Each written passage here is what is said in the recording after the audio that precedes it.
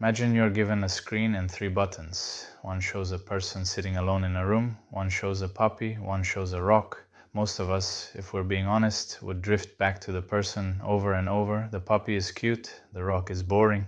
But the person is a puzzle that might kill you if you solve it wrong. The real reason people watch reality TV is because they are running surveillance. And you've been doing it since before you could speak a single word. And that instinct, that gravitational pull towards studying another human face, it didn't start with television.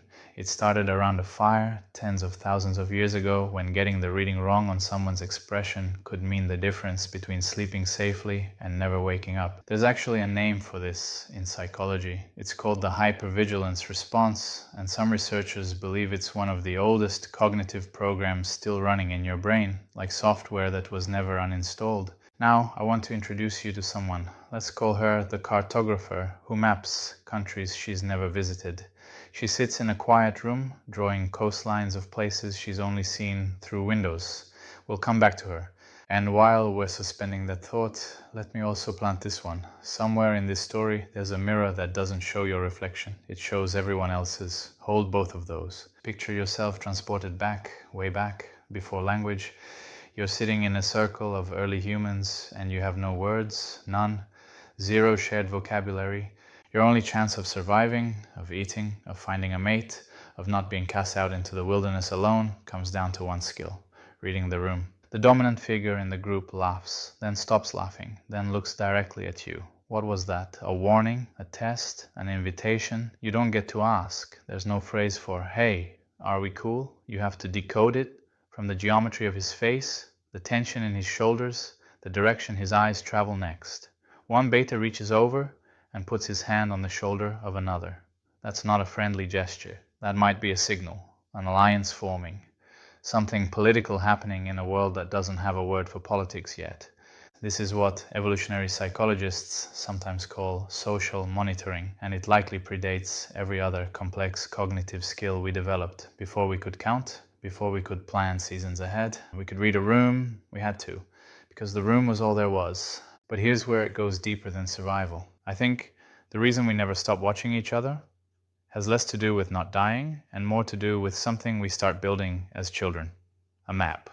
When you're small, the world is a foreign country, and every adult is an unpredictable creature. Every time someone surprises you, every time a person reacts in a way you didn't expect, every time a person suddenly turns cold, it's a slap from reality, a correction, a recalibration, as if the world is saying, "You don't understand this animal yet. Keep watching, keep adjusting the map." Some of us eventually reach a point of confidence. We feel like we've decoded this animal. We get how people operate, but some of us never quite arrive there. The map never feels finished. There's always another coastline that doesn't match what we drew. And for those of us who haven't reached that confidence, what is the thing we're all quietly gravitating toward? It's a rare opportunity to sit still, to be calm, to be in our analytical state, not in the chaos of a live social situation where we have to perform and decode simultaneously, but to just watch, study, keep filling in the map without any pressure to respond. Now, there's a version of this ancient practice that crept into our lives without most of us noticing. Podcasting. Two people sit across from each other. They talk, no script, no director yelling cut. Just a long, unstructured conversation about the world. That format, which billions of people now consume daily, is really just the latest iteration of sitting around a fire and watching how someone's face moves when they talk about what they believe. And here's something I find personally fascinating about this format. I love the ones who deal their cards face up, the ones who present opinions as facts, who speak with total certainty about things that are genuinely uncertain. Not because I think they're right, but because when someone shows you their full hand, they're also showing you their blind spots, their biases, what they've mapped and what they've left blank. And that serves as something powerful for the viewer. It functions as a mirror that doesn't show your own reflection. It shows you theirs. And by contrast, it forces you to ask, where are my blank spots? What have I mapped wrong? What am I refusing to look at? This is essentially what psychologists call the bias blind spot, a well-documented phenomenon where people are significantly better at detecting bias in others than in themselves. These long-form recordings of two humans thinking out loud, they're one of the few formats that can actually short-circuit that blind spot, because you're watching someone else's certainty and it's triggering a question you wouldn't naturally ask yourself often enough. In one well-known study at Princeton, researchers asked participants to rate how biased they were compared to the average person. Nearly everyone rated themselves as less biased than average, which statistically is impossible. The math alone tells you something strange is happening. We are remarkably skilled at spotting distortion in other people's thinking. We are almost blind to it in ourselves. Which brings us to something very specific I've been noticing lately, a pattern playing out across this format in real time. And it has to do with the thing that arrived about 3 years ago and changed everything. I keep seeing people who have drawn a hard line, planted themselves firmly on one side against this new presence in the world, against artificial intelligence, dismissing what it produces, angry about what it borrows from, certain it is theft, dilution, the enemy of craft. And when I watch them, when I study their faces and their certainty, I see something familiar. I see the same expression that our ancestors must have worn when the balance of power around the fire shifted without warning. That look isn't really anger, it's the thing that comes right before anger.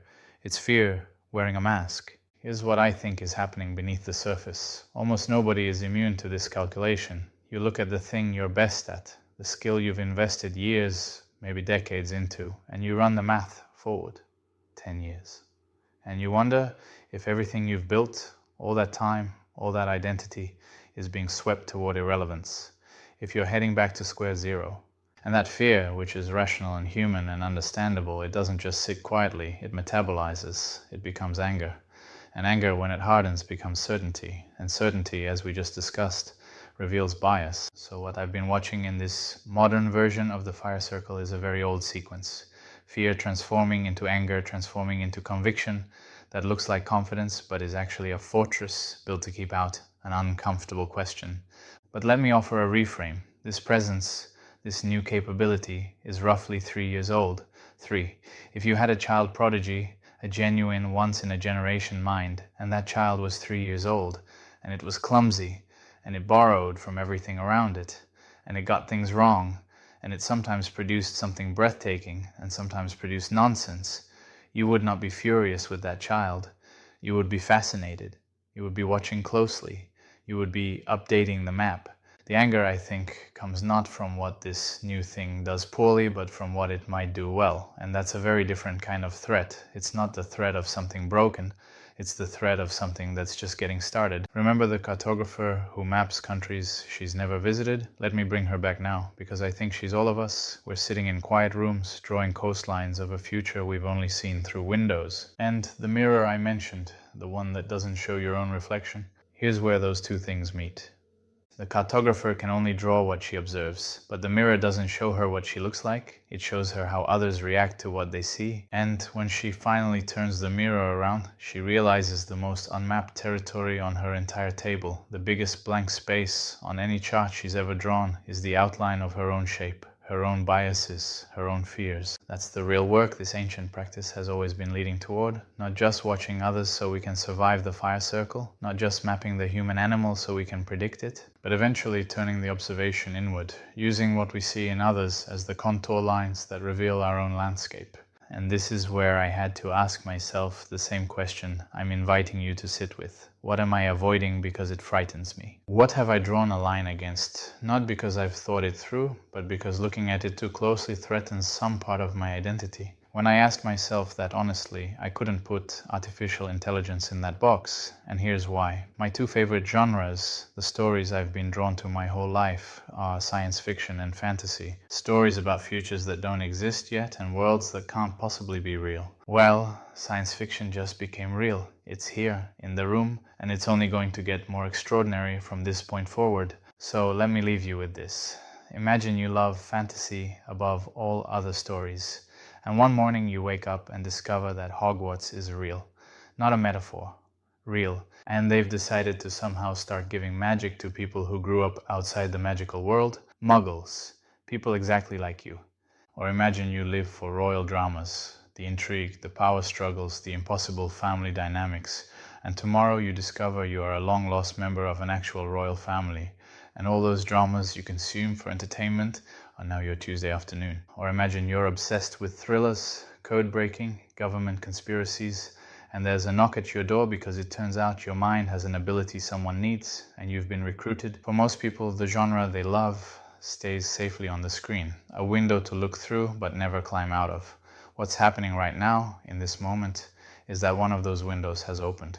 And it's not a window anymore, it's a door. And so we come back to where we started, that screen with 3 buttons. The person, the puppy, the rock. You and I, we were always going to press the button that shows us another human, because we are still sitting around that fire, still reading faces, still updating the map, still running surveillance on each other and calling it entertainment. But the most important thing the cartographer ever learned wasn't a new coastline or a better rendering of someone else's country. It was this: the telescope she'd been pointing outward her entire life had a second eyepiece, one that faced inward, and almost nobody, in all her years of watching, had ever thought to look through it. So maybe the next time you sit down to watch someone talk with certainty about the world, the real question isn't what bias are they showing you. The real question is, everyone has a telescope. When was the last time you pointed yours at yourself?